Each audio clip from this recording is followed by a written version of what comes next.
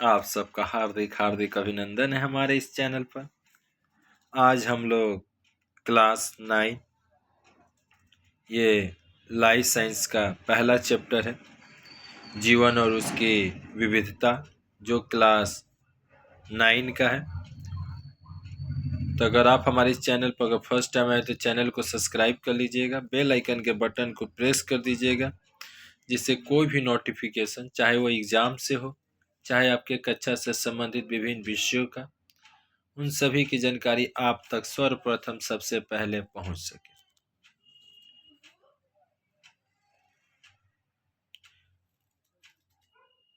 तो चलिए देखते हैं जीवन और उसकी विविधता, लाइफ एंड इट्स डाइवर्सिटी। तो सबसे पहला जो आपके समक्ष प्रश्न है, जीवन की प्रारंभिक लक्षण देखते हैं हम लोग अपने चारों ओर अनेक प्रकार की वस्तु को देखते हैं, जैसे कि कुर्सी, मेज, अलमारी, मोटर, गाय, कुत्ता, बिल्ली, मुर्गी, पेड़ और विभिन्न प्रकार के ऐसे पौधे, यहाँ तक कि अंडा और मनुष्य आदि को भी देखते हैं। क्या ये सभी एक जैसे हैं? तो आपका उत्तर होगा जी नहीं।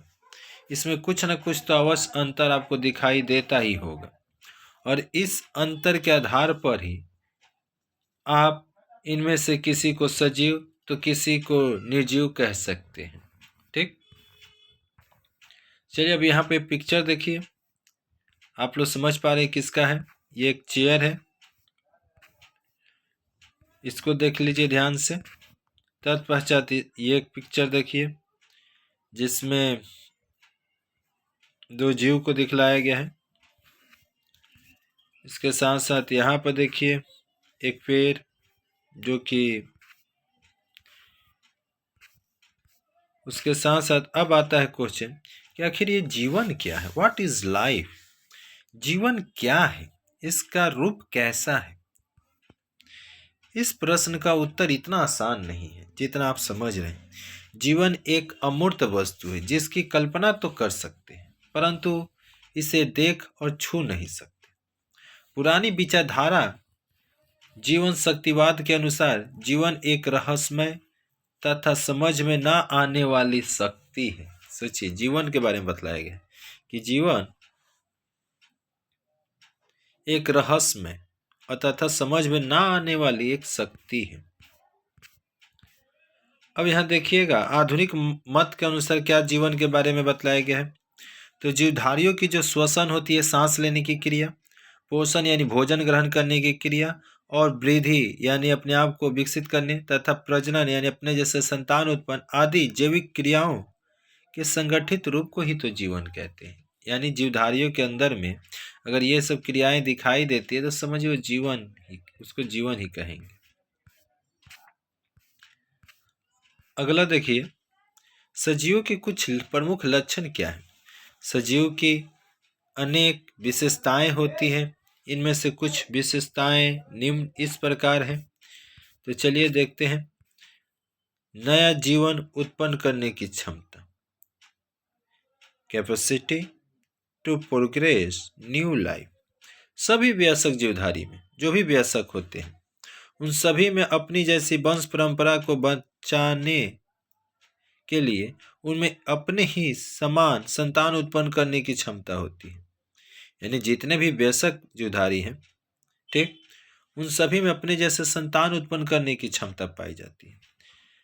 जंतु अंडा या बच्चा पैदा करके एक एवं अधिकतर पौधे बीज द्वारा अपने वंश का विस्तार करते हैं।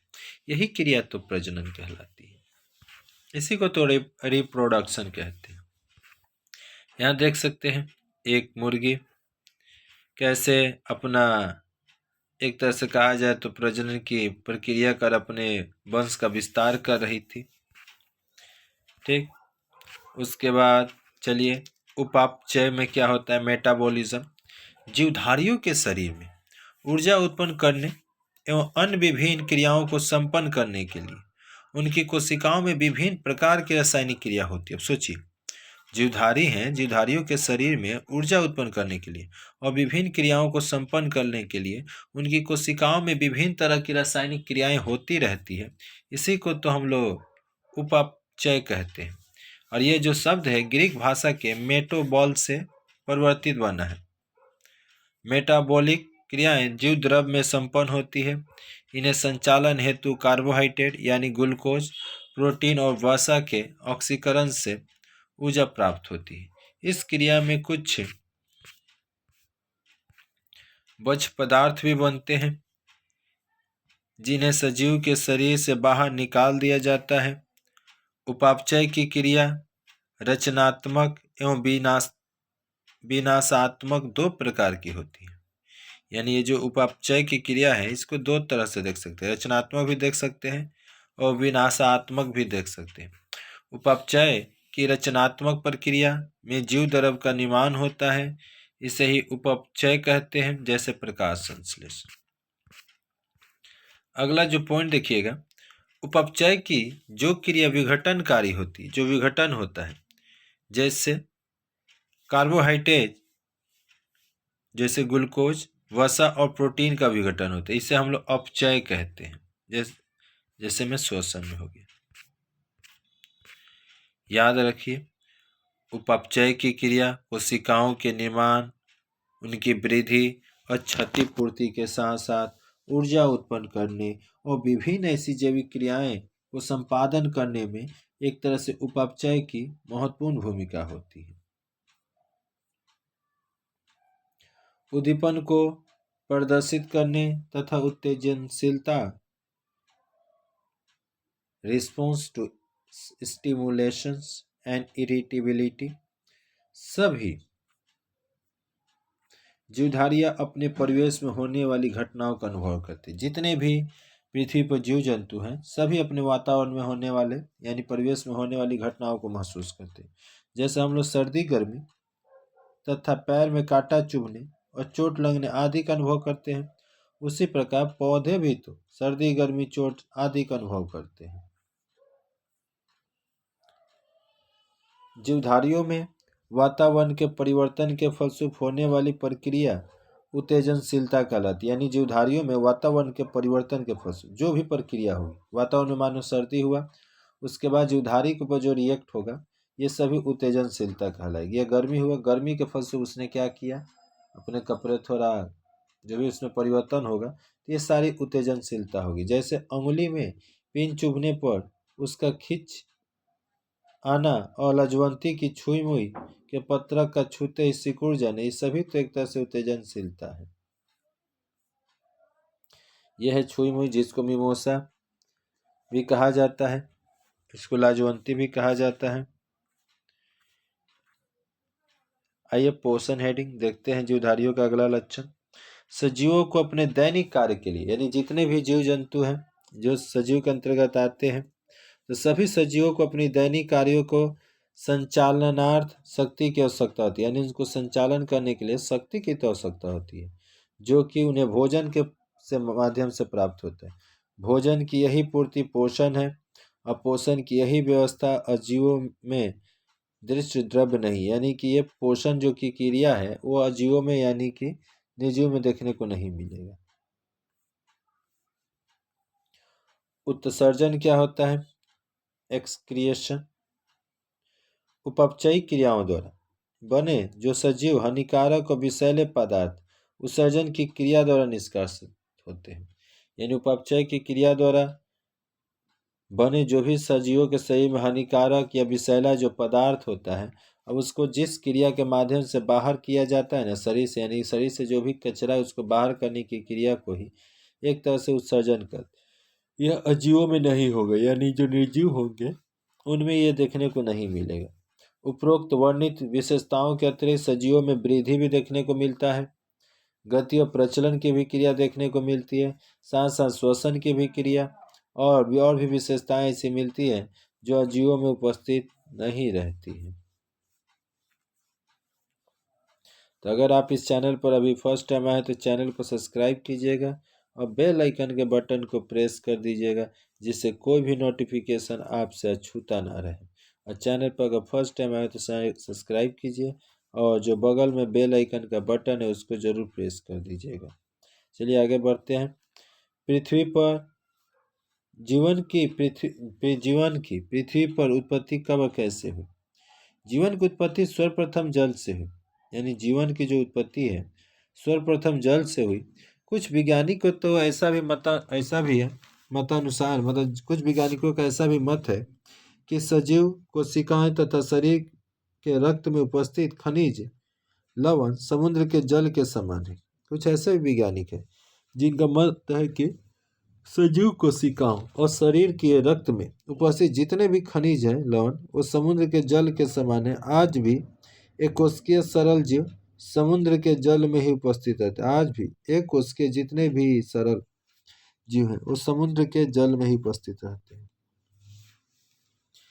चलिए आगे देखते हैं। जीवन की उत्पत्ति के पूर्व क्या था? Before the origins of life. पृथ्वी पर जीवन की उत्पत्ति के संबंध में वैज्ञानिकों का अनुमान है कि लगभग 3.7 करोड़ वर्ष पहले प्रथम जीव की उत्पत्ति हुई थी। जीवन की उत्पत्ति के संबंध में अनेक सिद्धांत प्रतिपादित किए गए हैं, परंतु आधुनिक वैज्ञानिक ओपेरिन के सिद्धांत को अगर हम लोग लेकर चलते हैं तो उनके अनुसार जीवन की उत्पत्ति जल में रासायनिक पदार्थों के संगठन से हुई है। आगे देखिए। स्वतः जनन। इस मत को मानने वाले को बहुत सारे ऐसे भी विज्ञानीगण हैं जिनके अनुसार जीव की उत्पत्ति अपने आप अजीव पदार्थ से हुई, जैसे कीट पतंगों की ओस की बूंद से, और मेढक तथा दादुर की उत्पत्ति सूर्य के प्रकाश से, तालाब के कीचड़ में मक्खियाँ मांस से जन्म ली, तितलियाँ छेने से, और ऐसी मान्यताएं जिनका प्रचलन लंबे समय तक था। 1680 में एक महाशय रेड्डी, उन्होंने इन सारे मतलब कहा जाए तो तर्कों को खंडित कर दिया। 2 नंबर विशेष सृष्टि। 19वीं शताब्दी के मध्य में वैज्ञानिकों का विचार था कि जीव की उत्पत्ति किसी अलौकिक शक्ति के द्वारा हुई, और इस मत का कोई वैज्ञानिक आधार ही नहीं था। कह तो दिया लोग कि हाँ जीव की उत्पत्ति किसी अलौकिक शक्ति से हुई, तो उसका प्रमाण किसी पास था ही नहीं। आगे देखिएगा तो कॉस्मोजोइक सिद्धांत। अर्हीनियस ने 1903 में जीव उत्पत्ति संबंधी 2 बातें अपनी परिकल्पना से संबंधित रखी। जीव की उत्पत्ति हुई नहीं, वरन पदार्थों की तरह यह भी सदैव विद्यमान रहा। और 2 नंबर जीव की उत्पत्ति अन्य ग्रहों पर हुई और वहां से वे धरती पर स्थानांतरित हुए। उनकी परिकल्पना को सिरे से नकारा तो नहीं गया, परंतु ऐसा संभव प्रतीत नहीं होता है। आकस्मिक उत्पत्ति। अनेक मत के अनुसार जीव की उत्पत्ति कार्बनिक पदार्थ से हुआ होगा, लेकिन आधुनिक जीव विज्ञान रसायन के जो ज्ञाता हैं उनके द्वारा हम यह जानते हैं कि सरलतम जीव जो होते हैं, जिनका जीव शरीर का निर्माण सरल भाषा सरल में हुआ है, सरल आकार से, उदाहरण स्वरूप जीवाणु को ले लीजिए, इसका भी आदि भी जटिल प्रकृति के है। इसीलिए अकार्बनिक पदार्थों जैसे CO2 H2O तथा अन्य द्वारा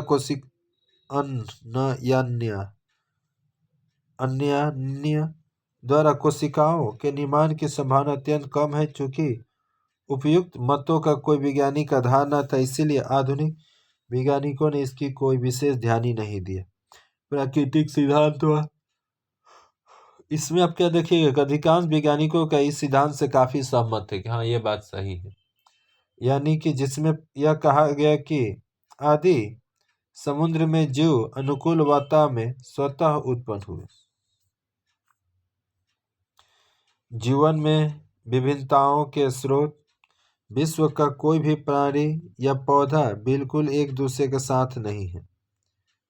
एक दूसरे के समान नहीं, यानी कि जीवन विश्व का कोई भी ऐसा प्राणी या पौधा बिल्कुल एक दूसरे के समान नहीं है। सभी में कुछ न कुछ अंतर देखने को मिलता है। एक माता पिता से उत्पन्न संतान भी तो दूसरे के समान, मतलब एक माता पिता से उत्पन्न संतान एक दूसरे के समान नहीं होते, उनमें भी कुछ ना कुछ अंतर देखने को मिलेगा। यानी माता पिता से जो संतान उत्पन्न होता है वो भी तो पूरी तरह से माता पिता पर नहीं जाते, उसमें भी कुछ ना कुछ अंतर देखने को मिलती है। लेकिन जन्म से उत्पन्न संतान को छोड़कर,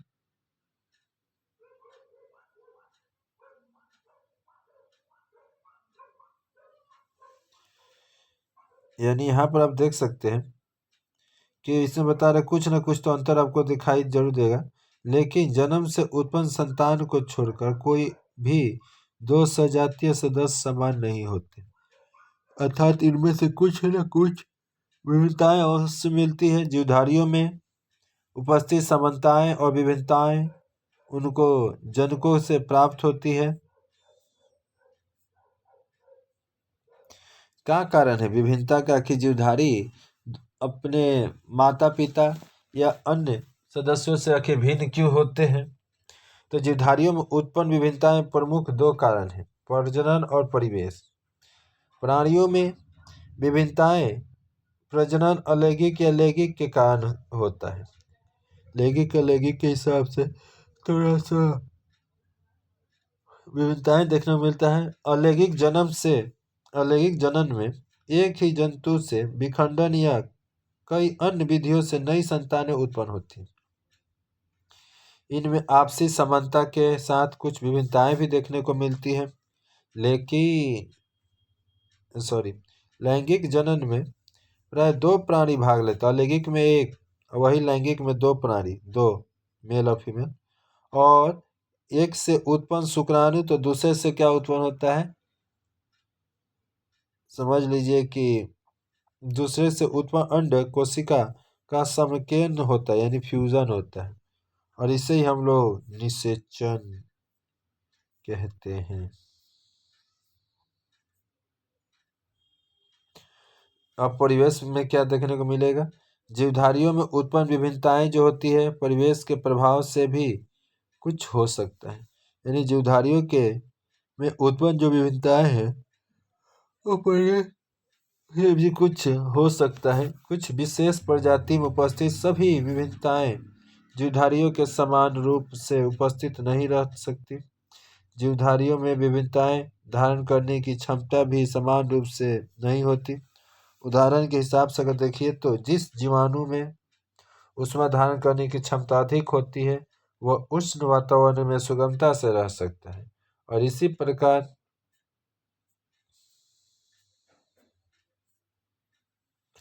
तो इस वीडियो में इतना ही। फिर मिलते हैं किसी नए वीडियो में एक नए टॉपिक के साथ।